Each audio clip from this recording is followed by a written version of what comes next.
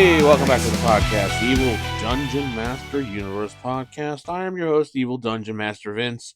It is Monday, and we're going for another podcast today.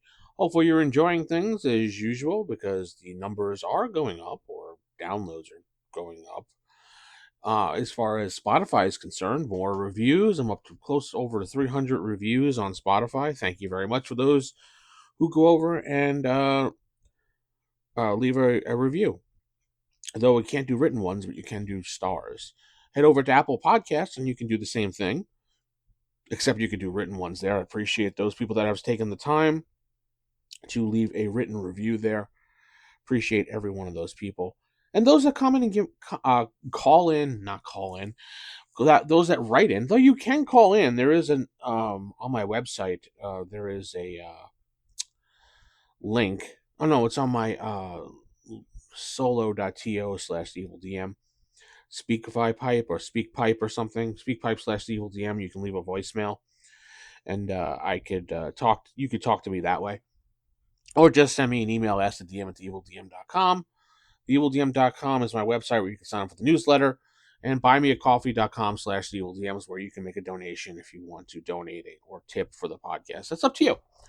Today I'm going to, as suggested by a couple people, take a look at the special magical items in Oriental Adventures. There's quite a few of them, and they're actually some of them are a little bit meh, and some of them are actually pretty interesting. I'm gonna just grab a couple of them and read them. We'll talk about them for a little bit. The first one is the Charm of Protection from Theft. This charm on a yellow or red paper is written with supplications to various deities to protect the building from thievery. Any creature within the building who attempts to move silently, hide in shadows, or open locks has his chance of success reduced by 20%.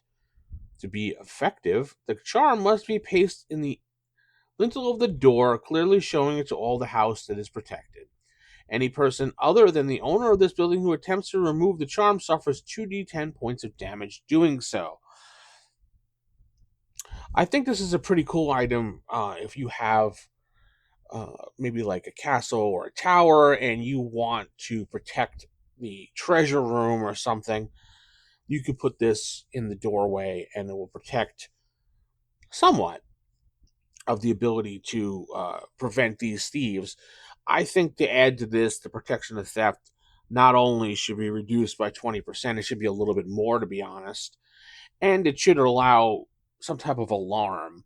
If someone's sneaking in the shadows or opening locks and their percentage is reduced, we'll say 40%, and they fail, like some type of alarm noise should go off to alert you that you have a thief in there. But as it is, it's pretty decent, and it's an interesting magical item to have. The Diamond Mace is the next one, which I thought was kind of cool because it's a mace, and it has an ability that a cleric would really like. This magical item is a small iron rod topped with a large diamond. It is too small to be used effectively as a weapon. Upon uttering a command word, a 12 dice lightning bolt discharges from the gem. Each use requires one charge, and the diamond mace has a 3d10 charges. When all charges are spent, the diamond can be sold. So you have this thing that you really can't use as a mace, but you can lift it up and say the command word, and boom, this 12 dice lightning bolt will hit your target. I would love that as a cleric, to be honest. And it has 3d10 charges, which again, you don't exactly know how many charges there ever is. And you can base an entire adventure off this diamond mace because chances are the command word is not going to be known. I don't think I've ever really found too many items with command words written on it, or I have to find a note or something. Yeah, I would think it'd be fun that you find this diamond mace, find that it's magical, but the magic user who identifies it tells you that it has a command word to work, but he doesn't know what it is. So you and your group have to figure out and go around, maybe talk to a local bard or something, and trying to figure out who owned this and what the command word could be. Listen to stories, go find journals, talk to people who have accounts of this being used in battle. I think it'd be awesome to do a campaign on this, to be honest. It could be a campaign weapon. I've got some ideas going here. Drums of Thunder. This is a magical item. This magical item is a small pair of drums adorned with tassels and a harness to fasten to the waist. The drums have several uses requiring different number of charges. Only Only one use of the drums can be called upon per round. When beat upon, they can cause the wearer to fly for one turn for one charge. Cloud Trapeze for one turn, 3 charges. Acts as the Drum of Panic, as per the DMG, 2 charges. Control Weather, 1 charge. Or cast a 20 dice lightning bolt for 5 charges. When found, the drums only have 2d10 charges. My God, a 20 dice lightning bolt for 5 charges. Imagine you had 5 charges left, and you're like, I'm going to save this for the big bad. And then, boom, blow them right out of the sky there with the lightning bolt. 20 dice lightning bolt of that. So, the Gem of Wishes, and this will be the last one I talk about, is exactly what it sounds like. This large gem looks like any other fine gemstone, however, it reveals itself as a magical item if detect magic is used. It has the power to grant 1 to 4 wishes. Once all wishes have been granted, the gem loses all magical properties. The gem itself has a value of 100 to 1,000 yen, or gold, depending on which you're playing in. Now, the Gem of Wishes, or wishes in general, is interesting to play with in your campaign. Now, the wishes can make or break the game and or the character itself. Because the way wishes are played about and the way Gary gave advice for wishes, you have to be somewhat of a lawyer when it comes to wishes. Now, it really depends on your game and how much of a stickler you want to be when it comes to wishes. I played with the most pain in the ass DM Joe, who harped on just about every word when we did use a wish. So that is one of the ways that I've learned. And I've verified this with various people who have played with Gygax, and plus some of the TSR alumni, that when it comes to wishes, you have to pretty much make sure it's worded carefully. And we've seen in various TV shows and movies over time and anime and whatever animation that when it comes to wishes, if you wish for what you wish, you will get what exactly you wish. So you have to be careful what you wish for.